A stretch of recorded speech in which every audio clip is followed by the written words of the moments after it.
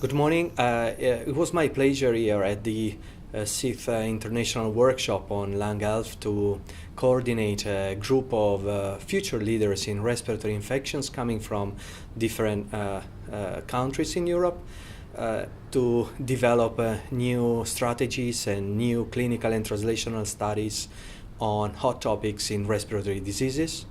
Myself and Professor Spagnolo had the privilege to discuss with them about two interesting studies on bronchiectasis and alpha-1 antitrypsin deficiency, and it was just great to spend time with them and to enjoy reading literatures and discussing the study design, the criteria, the endpoints, the sample size. So we had 3 very interesting days, and myself and Professor Spagnolo were enthusiastic to be part of this project.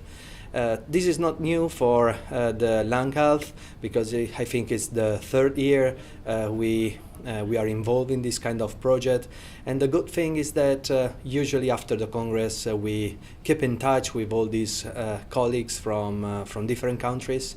We share opinions, we discuss future research, and also some clinical aspect we encounter in our everyday clinical practice. So I really hope that this Future Leader project will be part also of the next Lung Health Congress, and in order to expand the family of people working on research in respiratory diseases.